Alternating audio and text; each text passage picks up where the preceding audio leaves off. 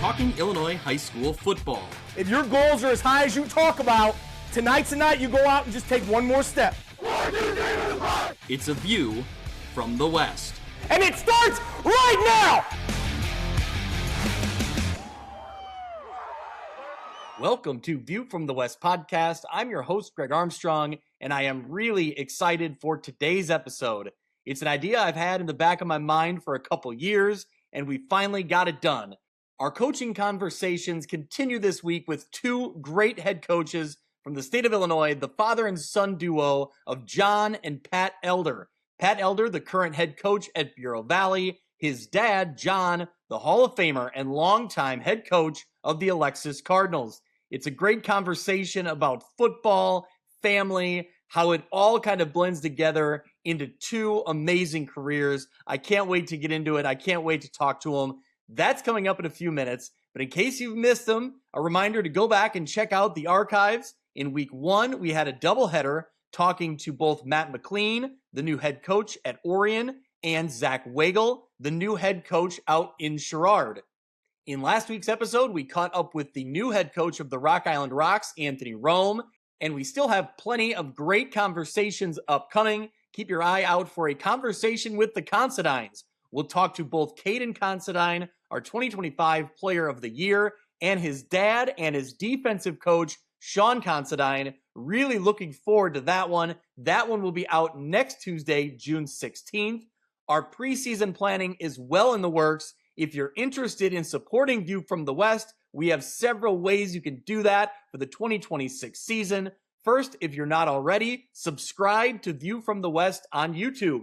We're now just 65 away from the milestone of 1,000 subscribers. We would love for you to help us get there. We're also seeking sponsorships for the 2026 football season. If you have a business that you'd like us to promote, let us know. We have several sponsorship levels available. If you want to support the show, let us know. Let's partner up. For more information, email us at viewfromwestpod@gmail.com.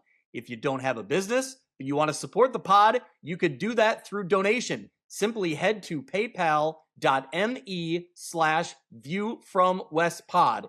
It helps with software, subscription fees, equipment, and more. As always, thank you for supporting View from the West. Speaking of sponsors, today's episode is brought to you by our friends at Breedlove Sporting Goods, Western Illinois' premier sporting goods store for uniforms, apparel, equipment, awards, and online team stores. They provide all the same sporting goods services as the big nationwide companies, but with a faster turnaround, and their uniform pricing is a fraction of the cost you're probably used to. They offer name brands such as Adidas, Under Armour, and Nike, and are extremely responsive with any inquiries. With a primary focus on the western side of the state of Illinois, Breedlove Sporting Goods is the fastest way to outfit your team. Check them out on Facebook or at breedlovesports.com. So let's take a quick break and we will get into a great coaching conversation with the Elders. This is Dan Pearson of Fellowship of Christian Athletes. Our FCA team of staff, board, and volunteers is pleased to support View from the West with Greg and Mitch. Our Northwest Illinois FCA team is 3 teams in 1, serving coaches and athletes in the Three Rivers, Northern Illinois, and Greater Peoria areas, all with schools covered by View from the West. For more information, email me at danpearson@fca.org. FCA, the heart and soul in sports. Hey there, local high school football fans. This is Sean Considine, a Byron Tiger and Iowa Hawkeye alumni, and now an LPL financial advisor. I'm passionate about high school football because it's the purest form of the game where communities come together. You can find me in my Byron office until I run off to football practice. I'm happy to talk about football or the markets. I'll leave that up to you. I want to wish everyone across Illinois a safe, successful, and memorable high school football season. Securities and advisory services offered through LPL Financial, a registered investment advisor, member FINRA SIPC. When it comes to quality, convenient pizza, Godfather's Pizza in Silvis has you covered. featuring a beautiful dine-in area, delivery, and a carry-out window. Godfather's Pizza is that pizza you grew up with, not a convenience store. You see, at Godfather's Pizza, the dough is made fresh daily. That mozzarella cheese is shredded fresh and never frozen. And those toppings are abundantly piled high each and every time. Locally owned and operated since 2010, Godfather's is a huge supporter of local athletes right here in the Quad Cities. So come on by and check them out at 1211 Avenue of the Cities in Silvis. Order online at godfathers.com and reunite with that same delicious pizza you grew up with. The coaching conversations continue throughout the summer. This one, a very special episode. I'm really excited. We're joined by the elders, two elders, John Elder, Hall of Fame legendary head coach, Pat Elder, his son, great head coach at Bureau Valley, and before that, Richmond-Burton and Sherrard, and I believe Winchester, if I'm going way back, but we'll get into that in a few minutes. But either way, we'll start with the seniority. John Elder, longtime Hall of Fame head coach. Great to see you. Great to have you on the podcast here. Good. I'm enjoying it if I can get everything squared away here. We got it all squared away. We see you and we hear you, so that's the win. All right. So, and Pat, obviously, we've run into each other, the last couple years now at Bureau Valley. First of all, thanks for being here on the show, and I guess we'll start with where you're at, what's going on now. I think you had workouts this morning, so tell me a little bit about Bureau Valley and what the squad looks like this year, as much as you know going into the summer. Yeah, no, we had a good first day today. We had good turnout. Had 25, 30 guys there today, and it was a good start. Had some guys not there. I knew where they were, which is really all we ask of them in this summer. So, we've got, we only had 5 seniors last year, so you got a good core of guys returning. So you hope you can build on that. And then, we're hopeful. We believe we'll have a few new bodies, juniors and seniors that didn't play a year ago that we think will help us. And then our younger kids had a good season, so we're eager to add them in at the varsity level. But I was pretty happy with our turnout today, and Coach Kappas organizes it and runs it, and we had a good first morning. The key is that we have a good second morning. You got to stack some days. We tell the kids. So. Yep. Well, talk a little about, stacking days and maybe stacking seasons. How important was it when you jumped in to know that obviously you don't like a small senior class, but how much did that mean to know that you got a lot of guys that are going to learn your system in year one and they're all going to be back? So hopefully that memory, that muscle memory and learning the playbook and all that is there. Just everything, you're not starting everything from square one this year. And heck, you had, a year ago today, hey, I'm Coach Elder, and what's your name? There wasn't a kid there today. We have one new freshman that was a young man I didn't know. But other than that, wasn't a kid there today I didn't know whether they played football or just played other things. So that part of it with staff and with kids and everything, you're not at square one. So we should be able to build on all those things, and we hope that'll make things go a little smoother this year. Yeah. Well, we like talking about the product in 2026, but if we got John Elder on the line here, we got to go in the Wayback Machine. John, I want to go back to when it all started for you as maybe even as a player, but as a coach. What do you remember about, when you were playing football and thought, hey, this coaching thing might be cool. I could do that for a career. When did you start thinking about coaching? Well, I was out of high school and married before I ever started college, 2 years. And then I decided to go to school. And at that point, I thought I was a baseball player. And that didn't work out, obviously. And I became very close with the high school coaches and got involved around there. And it just piqued my interest, and I stayed with it. And when I rearranged my work schedule when I was going to college so that I could student teach and help with football at Bushnell Prairie City, matter of fact. And so that's where I got started. The first year I taught, I taught grade school at Mineral, Illinois, and I wasn't involved in football at all. And when I came back to Alexis, I was an assistant to Bob Hauser for 4 years, I think, and then he became principal, and I took over as the head football coach, and I coached basketball, and I coached track and all of it at that point. But many things and many successes that I have had were garnered information I garnered from Bob Hauser, to be quite honest with you. He had the greatest insight. He could stand and watch things, and he could see what all 11 players were doing, et cetera, and that just helped me tremendously to be able to work with him. And I feel as if I kind of build off that. And many of his ideas I stayed with down through the years, and they served us well, really. Yeah, so John, talk me through, with Coach Hauser being there, what did that mean to you to have that kind of mentor almost as you jumped in at Alexis and kind of, you're learning the ropes as a new coach? Well, it was a great experience because he was a good friend of mine as well, and so consequently, he was quite patient with me and pointed out things that I needed to do and things I did wrong, and we tried to work. We definitely worked together, and he was just a great mentor for me for sure. Yeah. So you take over as head coach in Alexis in 1965, correct? That's correct. Yeah. What do you remember about those early teams, or what do you remember about just kind of saying, "Wow, I'm a head coach," of high school football? Well, going back, I can remember the youngsters, who some of the youngsters were more than what we did, because we set out to do we were a wing T football team from day one, and we were a wing T football team when Coach Hauser was taking care of it. But we stayed with it, and we tried to play good defense, and he became the principal, so I became close to him during my first season. Then he got killed in a car accident at the semester, so I was on my own from that point on, so to speak. But anyway, we just tried to approach things the way we had approached them, and things continued to work for us.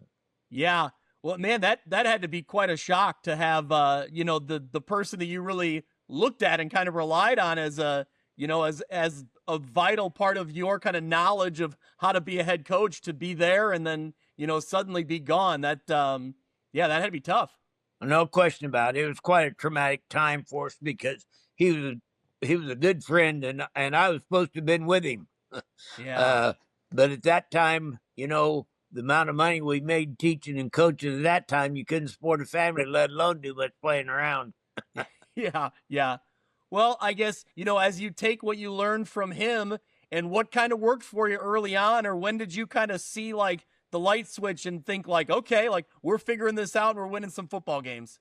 Well, we went to our what we called our monster defense, and we stayed with that, and that served us well because we were a team that had to control the football and keep field position and that sort of thing, and we were able to do that because our players bought into it, and we had and then things come along, and in 1970 we had a group returning that was quite an outstanding group, and they played excellent defense, and we ended up being undefeated that year, and we came down to the last game with Galva, and we were both 7-0 because we only played 8 games in those days, and Galva was coming off a 16-game winning streak, and we beat them 12-7, held them one time on the 1-yard line, and that sort of thing, and that kind of shot us and gave us the interest. And then, to be quite honest with you, for about 8-9 years, we had a good group of youngsters come along,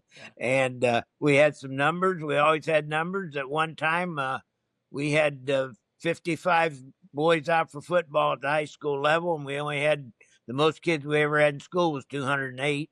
And we played junior high football, and that same year we had 57 junior high kids, 7th and 8th graders playing. So we had all but 9 boys out for football. And that helped our community interest was great, and they were very supportive.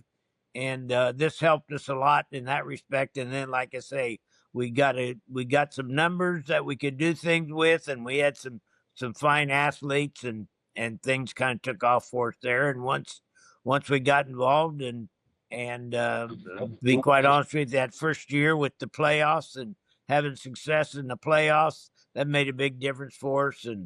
And that particular group wasn't the most talented group we ever had, but they were very disciplined and they were very attentive to what they were supposed to do and executed their job very well. And so consequently, we had some harrowing games by all means because we didn't give up a point until the 8th ball game of the year. Matter of fact, throughout the entire year, we only give up 3 touchdowns. And even in the I take that back. We gave up four touchdowns, and 2 in the regular season and 2 in the championship game. Yeah. And so that made a big difference. And like I say, our youngsters bought in from then, and then we had some numbers come along and things built for us. We had a couple disappointing losses in the playoffs down the road with teams that we thought were better than our team who got to the championship game, but that goes along with it because you have to have a lot of things happen good for you to advance anyway. Yeah, no doubt about it. Well, I definitely want to talk about that 74 group, but I want to start with, talking about the playoffs in general. So your first 9 years that you coached, there was no playoff system. And, I've heard the stories that you're credited with kind of what became the playoff system in Illinois. What do you remember about talking to coaches around the area, or did you communicate with other coaches and say, we need to do something? We need more than just a regular season and then we're done. How did it all come about? Well, to be quite honest with you, I got a lot more credit for that than I ever deserved. But, because I was definitely in favor of the playoffs and we talked about it. But to be quite honest with you, when it came about. And we knew what was going on. And the biggest thing about it was that going into that season, you knew exactly where you're going to be in the playoff structure if you made it. And you knew what it took to make it because only 16, people made it in each class. And consequently, you were placed in brackets. The brackets were set up by conference championships and at-large spots before the season ever started. So that worked out, and as I say, we had many things happen. We had the best team in the area that year. I won't say they had a 60-6 lead on a team, and their best running back broke his collarbone at that point in the game, and they end up getting beat the next week, and consequently, many things like that happened for us to go along with the advance in the playoffs, and then it came down to the Sherrard game in the semifinals, which was probably the highlight of the whole year for us and our community because we were big underdog. We'd beaten Galva 7-0, and Sherrard beat them 47-7, and we were able to hold on and beat them in 2 overtimes in the semifinal game, and that was spurred us on, and then we just were outmanned, to be quite honest with you, at the championship game. Yeah, that Sherrard game is one that I circled. I wanted to ask you about that. It was a 10-9 overtime win over Sherrard. You talked about, based on comparative scores, you guys were, maybe the underdog going in. What does it mean as a head coach, in that game, certainly, but in general, when you have a team that you convince them that we can win this game. Don't worry about what the score says from previous weeks. We can win this game. How much does it mean to see players buy in and then the result being the win? That's got to be one of the ultimate highs as a head coach. No question about it. And that's on when we looked at the films of the Galva and Sherrard game, we as coaches thought we could do the things we needed to do to beat them. And it was quite a game, obviously played in the middle of the field until the last play of the game.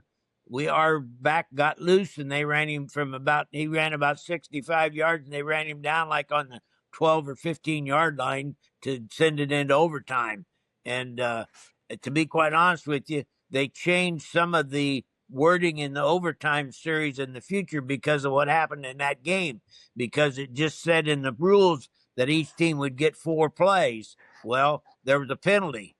And so they didn't know for sure how to administer it, but they ended up administering the penalty, and Galva and Sherrard had a touchdown that they scored called back. We were able to we each kicked field goals to start with, and then they scored and went ahead of us. 9-7, 9-3, and they had a bad fumbled snap on the extra point, and consequently missed it. We put in a player who had played very little. It was a muddy day, and we put in a player who had played hardly little that day, and his jersey was totally clean and so forth, and threw a halfback pass to him for a touchdown on the first play. And then we were able to kick the extra point, and from then on it was just bedlam, of course, because it was like I say, it had been, that week it had snowed like 5 inches on Wednesday ahead of that particular game, and matter of fact, on Wednesday night after the snow, we had people in with their blades and bladed the snow off of our football field, so that but it still was a messy day, to be quite honest, and that helped us as well. Yeah. Well, and they had a youngster by the name of Rod Tolley, who was one of probably the leading ground gainer in the whole area, and he got hurt in the first half of the game. Our quarterback got hurt, broke his leg in the first half of the game, and we had a lad that the only game he ever started, it was about, Kurt Powell was about 5'6" and weighed about 130 pounds, and the only game he ever started in his whole high school career was the state championship game. But he came in and in that particular game and did a great job, and we were able to hold off. Yeah. Well, they saw that clean white jersey coming in on that play in overtime and thought, there's no way he's going to get the ball. He hasn't played all game. He's been untouched. Something, because the irony of it is the week before they had won a game 7-0 on halfback pass. Yeah. And so those kind of things. But as I say, we just had to have all them things go wrong. Another thing that year, Fulton had a great team. They were in a conference with Iowa schools. They lost to Comanche. Comanche was the league champion, so Fulton didn't qualify for the playoffs. Wow. So, and they had an outstanding team that year. So, like I say, many things went well for us, but our we felt we deserved to be there, and I think we showed that we should have been there, basically. Yeah. And then, as as your career continued, you continued to find success, and, just talk about being able to come back to Alexis and, set your roots there and become the head coach. And that's your career. I mean, that you're able to really, establish that foundation and continue to build upon it. How much did that mean to be able to be in Alexis, be in your hometown, and build what you built over the years? Well, it really wasn't much of a problem. I mean, I'm sure that, no matter where you're from or whatever, you're going to get criticisms as coaches.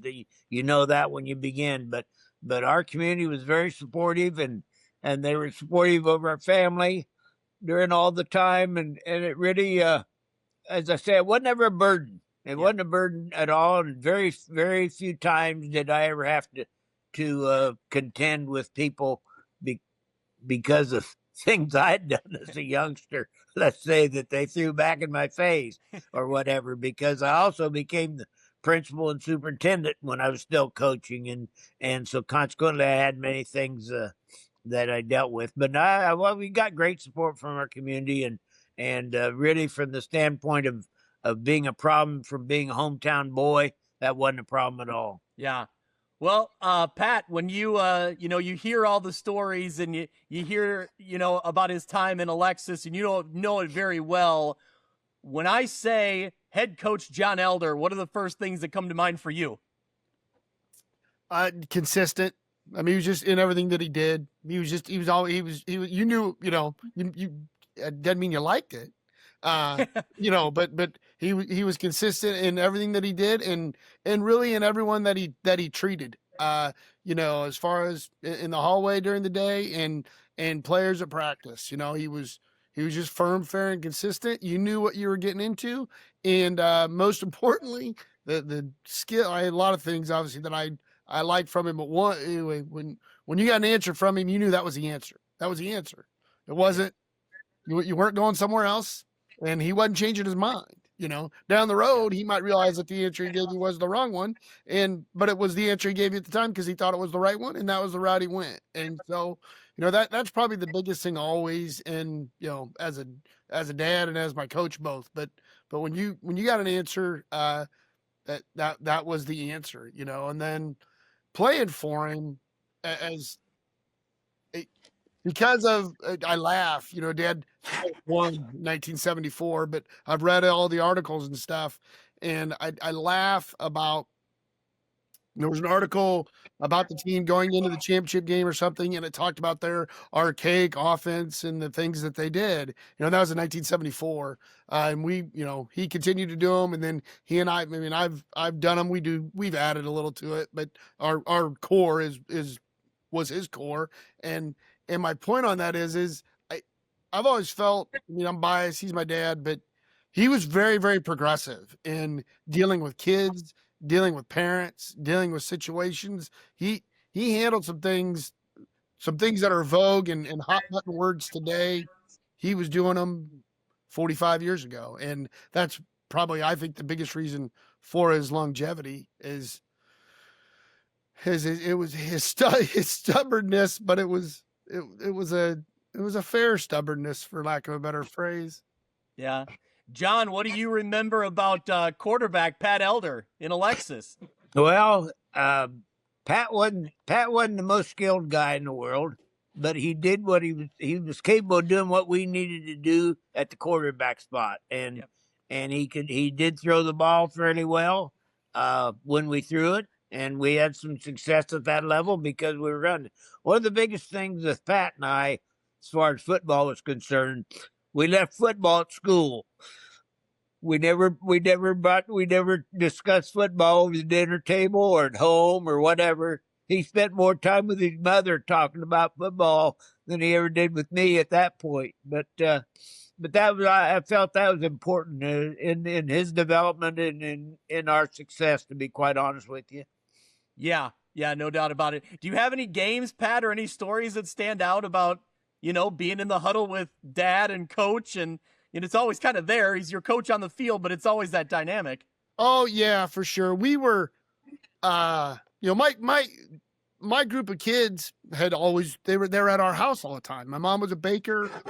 We lived in town. A lot of them were country kids. And so they all knew dad, they all knew mom. And so we were all pretty invested in that manner, and that helped things a lot. So, we got off to a good start, and then we'd lost my junior year. We'd lost a heartbreaking game at Rova in overtime.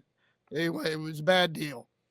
And so we were playing Rova, and we were in end-over set the first 5 weeks of the season, and it worked well. We were 4-1, and we'd lost to Warren, who was really good. But other than that, we'd beat Toulon, was good. And anyway, we were going, and it was Rova was us, Rova and Cambridge for the conference title, and we're in this end-over set, and we were playing really good defense, but we hadn't moved the ball much, and I talked about his consistency and his stubbornness, but to be fair, and my guys knew I knew what was going on. I raised my hand. I said, I think it was at halftime. I said, I think if we go double tight, we win.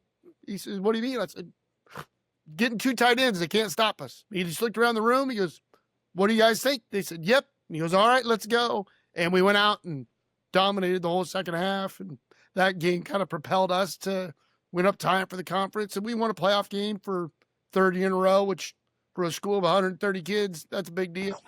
Is now it was then, so that's probably my most memorable game as a player that I actually played in. At Alwood, I got a delayed game penalty because I was getting chewed out because I didn't throw the ball where I was supposed to. And then that was he told Sal he's gonna be wide open in the flat throwing the ball, and he was wide open, but so was the guy further down the field. I just couldn't get the ball there, and so I got a delayed game penalty because I didn't throw the ball where I was told to. But my most memorable game, I dressed. I was a sophomore. I didn't play, and I shouldn't have played. That's not a complaint. But we played Anawan, and Dad talks about the Sherrard game. Really, all the numbers of that game matched up for Alexis like the Anawan game. Anawan was the number 1 rated team in the state, or number 2 rated team in the state. That was before they'd seeded the playoffs. They had beat Cambridge on Wednesday night. That's back on the old Wednesday night playoff game, which was fantastic and awesome. So we played Cambridge on Friday, played them to a pretty good game. They beat us, but Coach Stahl had talked about, he's like, the team's young, getting better. Then Cambridge and Anawan played on Wednesday night. Anawan beat Cambridge, and then we went back to Anawan on that Saturday. And that was the day for me that, like, you know, like you had other people, like that was the day I realized that the guy I lived with was a pretty good football coach, and in particular on defense. And we won 9-0. And if we were still playing that game today, Anawan wouldn't have scored yet. You know, I mean, he made a simple adjustment on some gameplay and stuff. It was a hog lot. That didn't hurt us. They had the state 400-meter champ at tailback. That's not our fault. It was at Anawan. And that day, anyway, we won. I mean, give you an idea how bad the field was. Like I said, my job for the game was I ran the tee on and off the field for the kicker. And then again, that was the most value I could bring that day. So that's okay. But I was covered head to toe in mud. I hadn't played it down in the game. I mean, it was a hog lot. But I just remember, like, we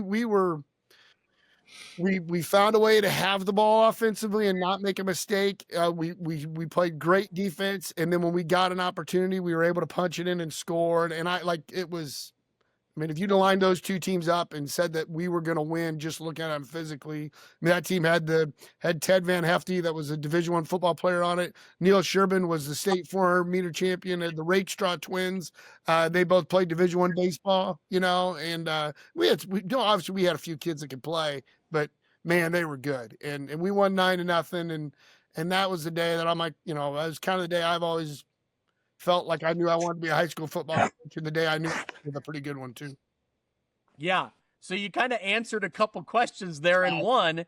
No, that's great. That's excellent stuff. So one of the questions I was going to ask was, like, did you have a moment where you kind of felt like your dad listened to you as far as like a game planning or a football talk? And you kind of mentioned it. Which game was it? That was in the Rova game at halftime. And to piggyback on that, Greg, it's funny, you know, you get older, you realize some things. I would come over because, again, I mean, I was the man. I did everything you could do with Alexis football. I was the manager. I was his video guy for seasons. I could rifle through a helmet equipment wise, putting the face mask on and stuff like military guys can't rifle. Okay. I mean, I'd done it all. So, I mean, I'd been around it and I'd learned it and stuff. And so I knew what we were doing. And so I believe, to your question, I believed, I didn't say anything about it at the time, but like I thought I was calling a lot of the offense. I'd come over, get a play. I'd be like, hey, let's run a 122. Okay, go ahead and do that. You know, well, you know, about 5 years later when I started coaching, I just realized I just told him what he was going to tell me. Is what happened. And that's fine. It worked out. He knew how to play it. He made me feel like I mattered. So it was a good deal. But we were on the same page a lot. Yeah. John, what do you remember about, you know, young Pat Elder as he got older, and then obviously when he was on your team, kind of having a football mind? Or when do you remember thinking like, okay, like I'll trust he sees things too that maybe I don't see? Well, there were just instances like he mentioned there that you know, his observations helped us a lot at that particular point, and consequently, I think those things have shown up during his coaching career as well. I can tell you this: when he first started coaching, he wasn't a wing T coach. His first year as head coach, he was an I guy, and the first play he called as a head coach went 67 yards for a touchdown, and that's about the last touchdown they scored all year. But anyway, then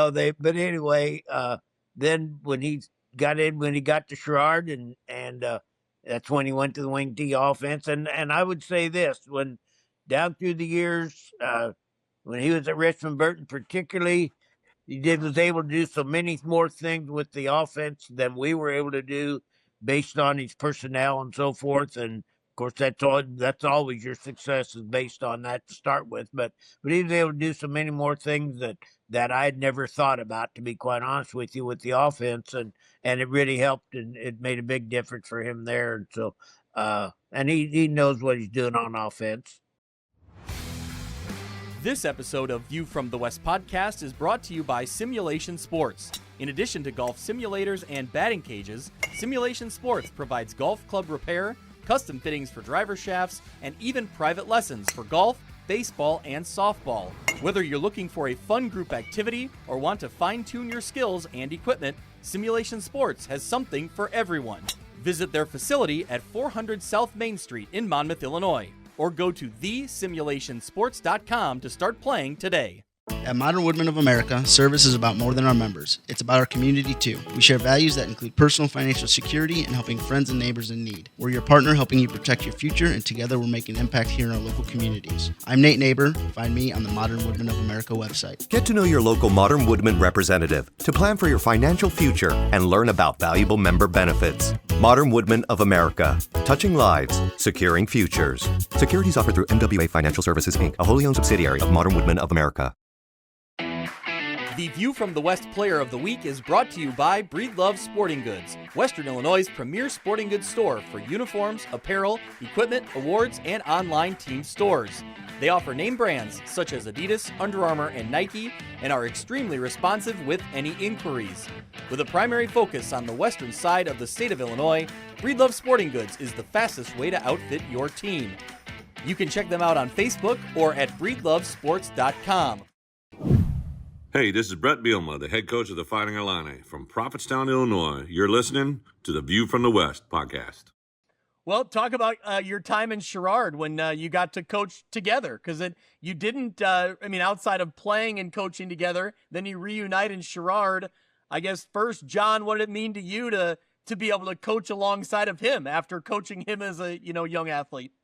Well, it was a lot of fun, and it was an experience for me.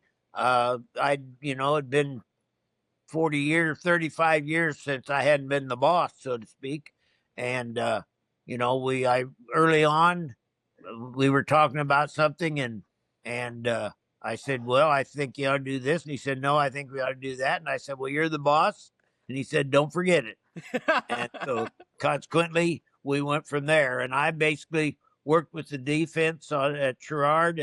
And again, when we first got there, we had some younger kids that were coming on that hadn't been involved in football, even some of them, and they came on and were very talented as well, and we were able to build things from that standpoint.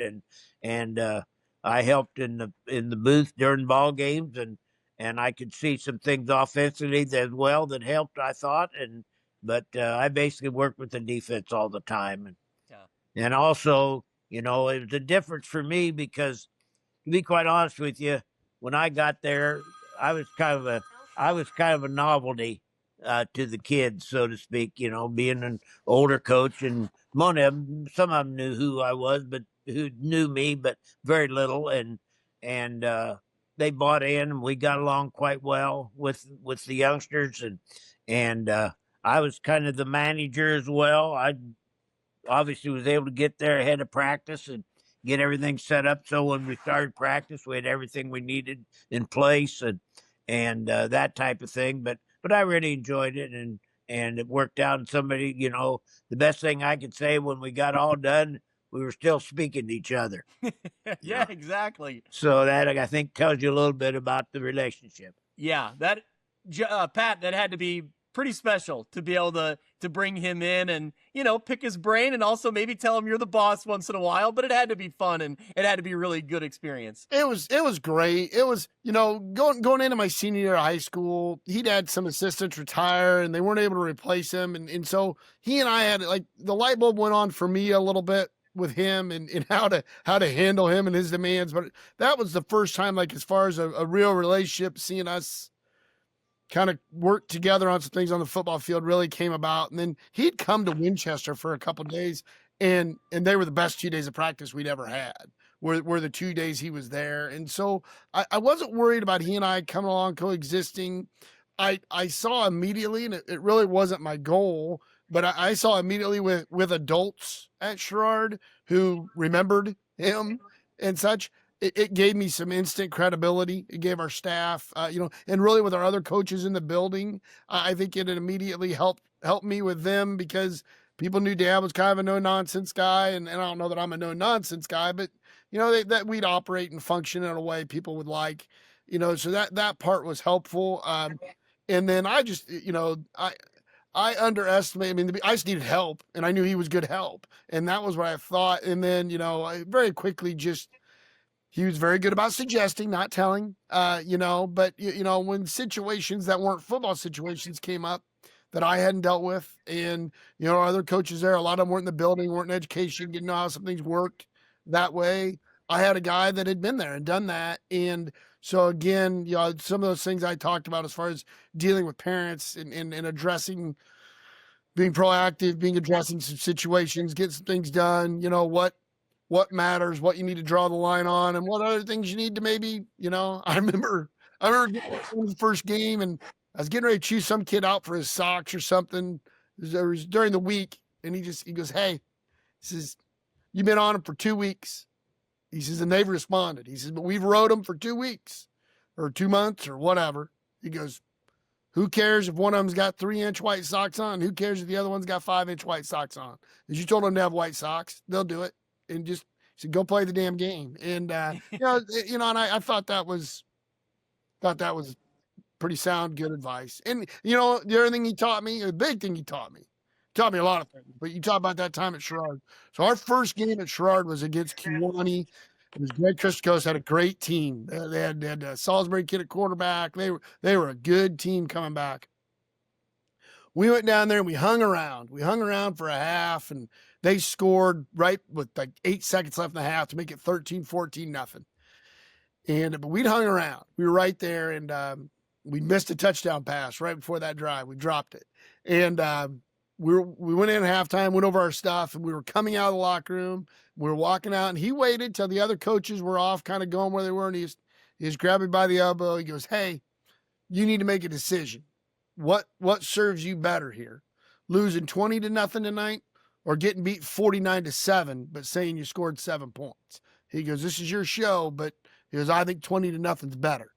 And we did. That was what we lost. We lost 20-0, but we were competitive. Our kids felt like they were in the game. We had competed for 4 quarters, which had been an issue.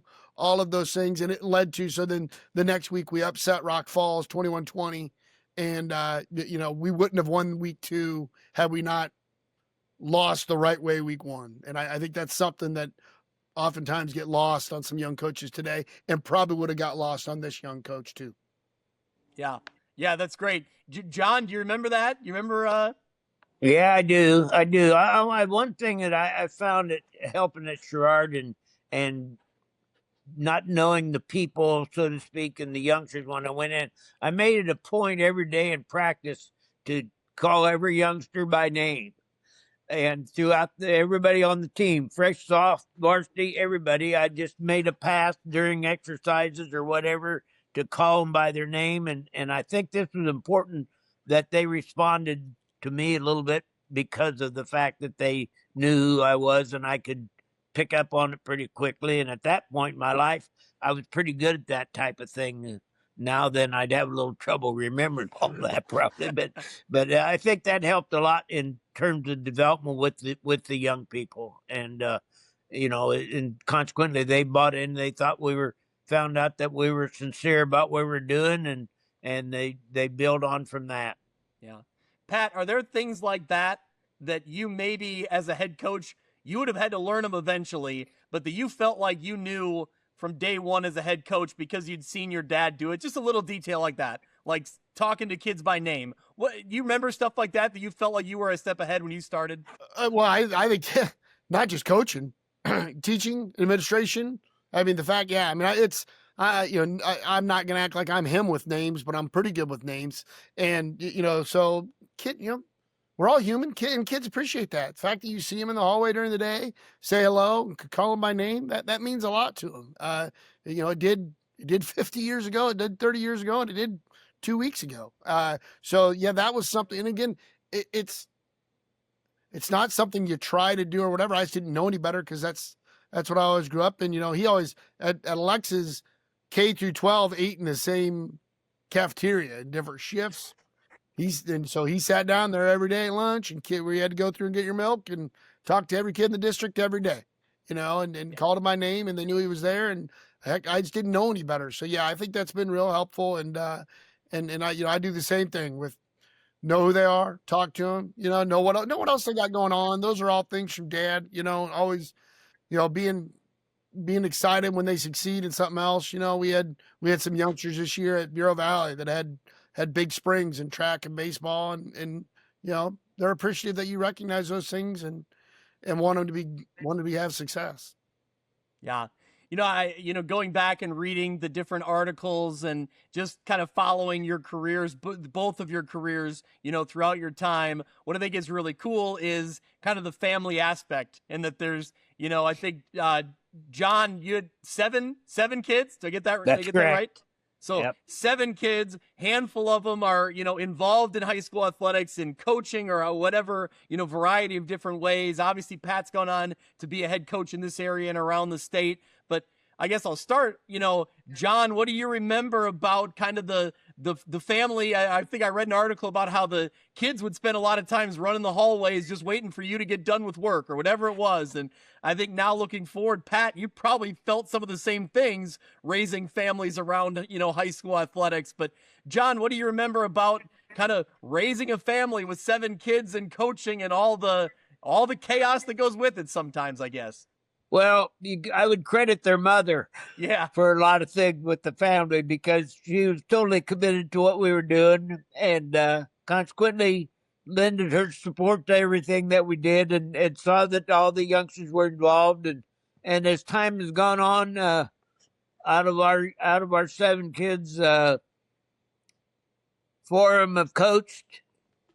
3 of them are, the other one's married to a coach. One of them coached as a sideline with youth football, youth basketball, and that sort of thing. The other one worked in the school district as a secretary for 20-some years. Those kind of things. They stayed involved with the schools, and that was a big part of our life. Our social life totally involved around the school when I was working, when our family was being raised. And so consequently, we saw those things as important, and so did they. And they were all involved in things that the girls, one daughter was, 2 daughters were cheerleaders, and the other was the mascot and that sort of thing. And so we had something going, some involvement all the time. But as I say, you can credit their mother for a lot of that. She spent her time the summer ahead of Pat's football season being his center to get him ready to play quarterback. And she chose what passes he threw. She'd have to stop him with her legs because she couldn't catch him and so forth. And her legs were all black and blue and that sort of thing. But she was the main coach, to be quite honest with you.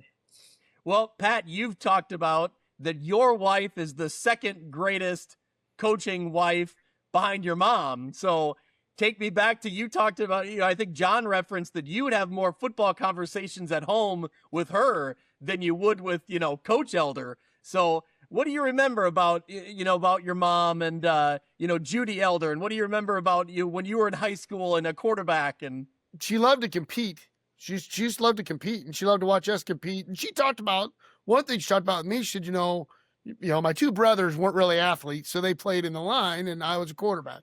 And, she talked about, she said, I just go to games. I'm a fan, and I watch the football. She said, your brothers never had the ball, they might tackle the guy with it every once in a while, but, I just watched the game. She says, you got the ball every play. I said, well, don't worry. I'm trying to give it to somebody else as fast as I can.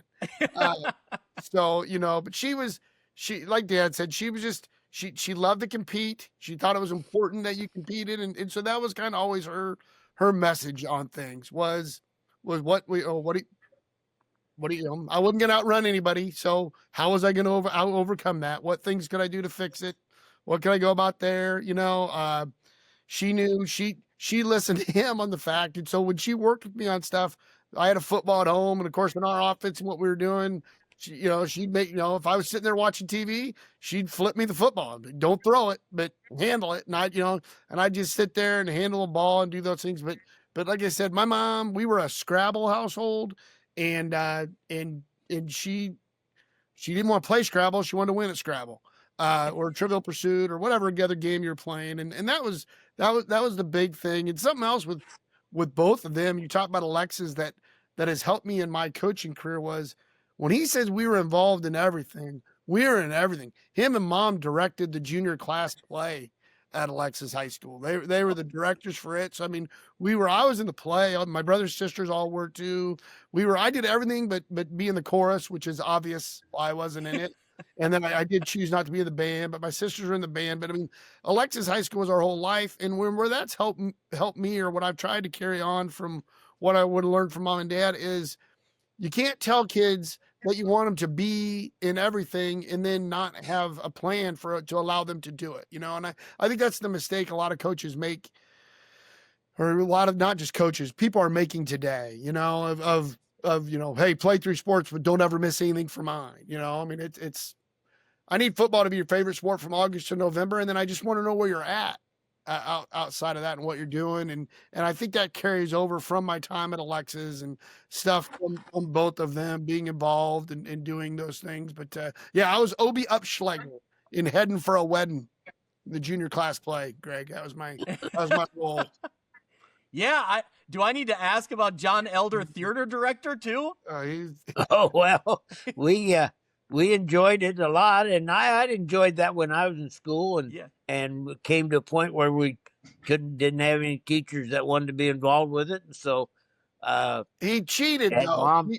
Mom made cream puffs every day and took them for the practice, and that helped the kids a little bit. Nobody ever missed practice because they knew Mom was gonna bake something. They'd always ask me at school. And that sort of thing. But it worked out. It was an enjoyable experience for us, and I think it was an enjoyable experience for the young people as well. But now, one thing I'd like to put in a little plug at this point. Yeah, we talked about my wife being the person who was involved in everything, and as far as we were concerned, and she was the ultimate coach's wife. There's no question about it. So consequently, our young people, our children, established a foundation to honor, recognize these traits of hers, and it's called the J.J. Elder Foundation.com. You can go to, or .org, which is a Pat. I don't. I think it's .org maybe. There's but that's a Facebook page and Instagram page. And what it amounts to is they so far they've recognized 2 each year, but they recognize 2 coaches' wives and give them $500 to do whatever they want to do with it, and then make a contribution of $500 to the couple's favorite charity. And this has been something I'm really proud of, and it's been something that we're able to continue, and their plans are to reach out a little further with some more things involved. But it's all because of the fact that they saw how big a contributor she was as a coach's wife. Yeah, I think that's excellent. And you, John, you beat me to the punch. I was about to promote it, so I really appreciate that. But no, it is jjelderfoundation.org. There's all the information there that you can go find out more about it. But I think it's a really cool idea because it, kind of shines a little spotlight on, some very supportive families and very supportive coaches' wives that, man, it's a grind. I've never been a head football coach, but I've been around a lot of coaches, and I see the work and I see everything, the hours that go into it. So I think this is really great to be able to spotlight them and also be able to shine a light on what charities they are, involved in or what they believe is important. So Pat, as a legacy there, what's it mean to you to see a foundation like that, to, pay attention to families that go behind some of these coaches?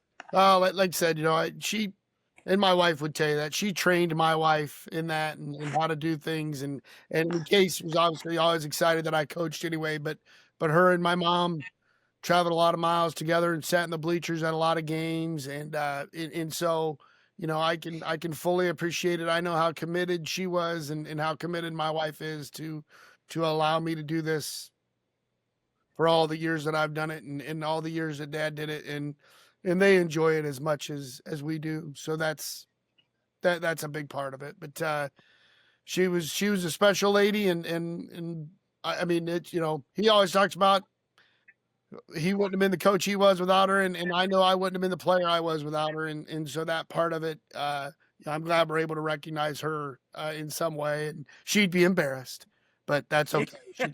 She can be embarrassed a little bit.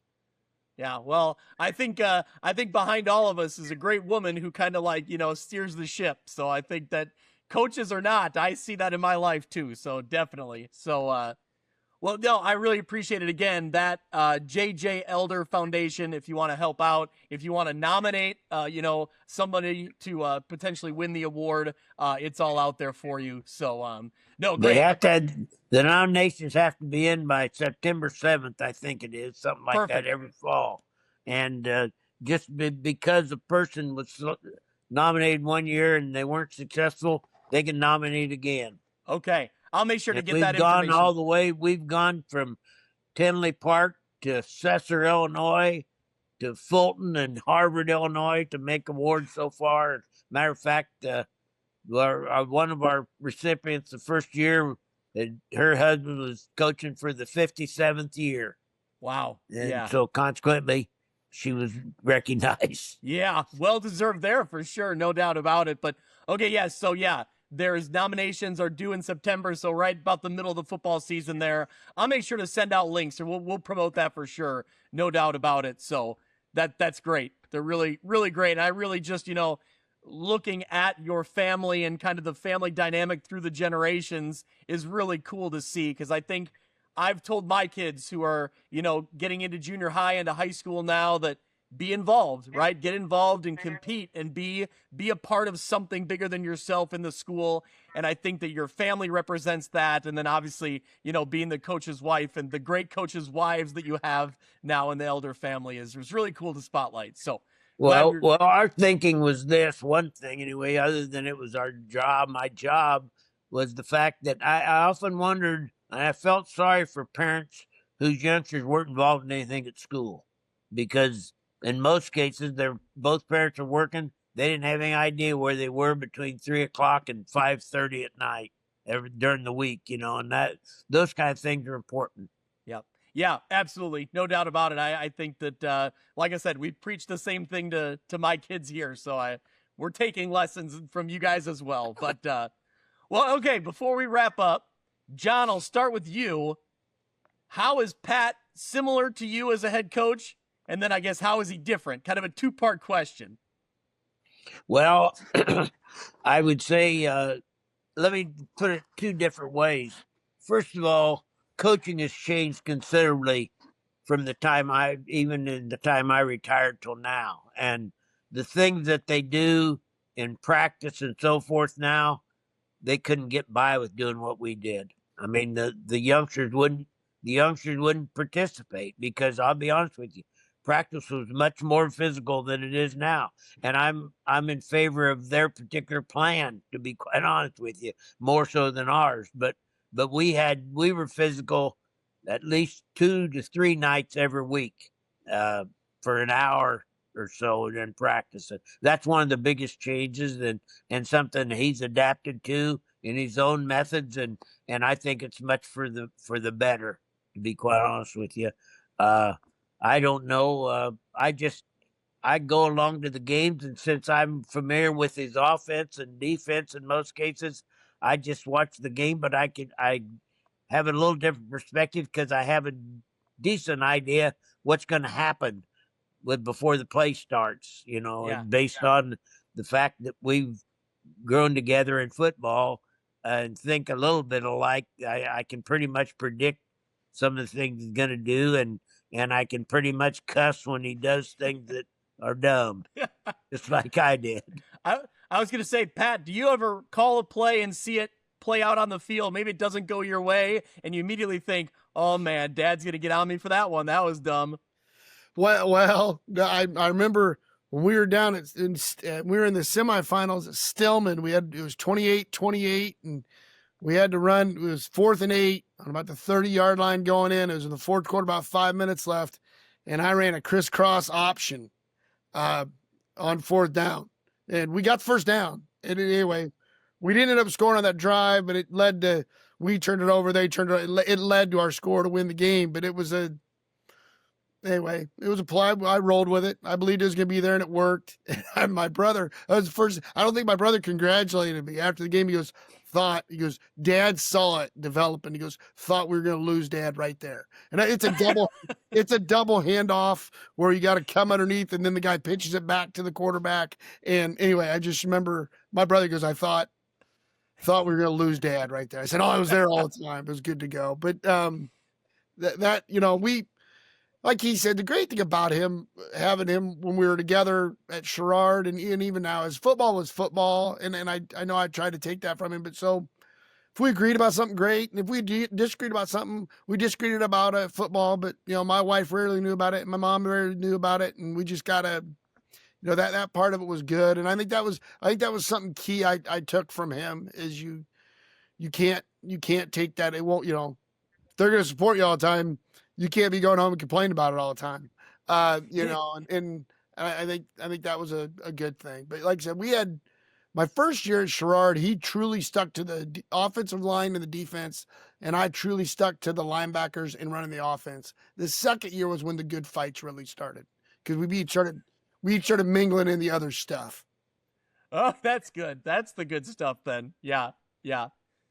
Well, this has been amazing. Truly an honor to get both you guys together to sit down and talk about some of the great moments, the great games, the great family that you guys have and the tradition that's been there. So, John, thank you for taking the time. I really appreciate you sharing some stories with us. It's been a lot of fun.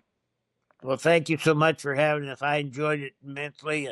I apologize for my lack of knowledge on the computer, but to be quite honest with you, this is rare for my computer to be acting like this. Well, it's kind of like that. It's kind of like that play that Pat just described. It may not have looked pretty, but it still got the first down. It got the job done. So, hey, we got there. We got the internet figured out. We got the job done. All right. Thank you much. Yeah. Pat, thanks so much. Same thing. Appreciate you being here and jumping in, and good luck this season. Thank you. Appreciate all you do for high school football. That's great, Greg. Thanks so much. That'll do it for this week's episode of View from the West. Thank you so much for listening. I encourage you to go out to Apple Podcasts and subscribe so you can follow along, and downloads will come automatically every week. You can follow along on Twitter at ViewFromWestPod. You can also email me if you're interested in being a sponsor, viewfromwestpod@gmail.com. Thanks so much. We'll see you next week.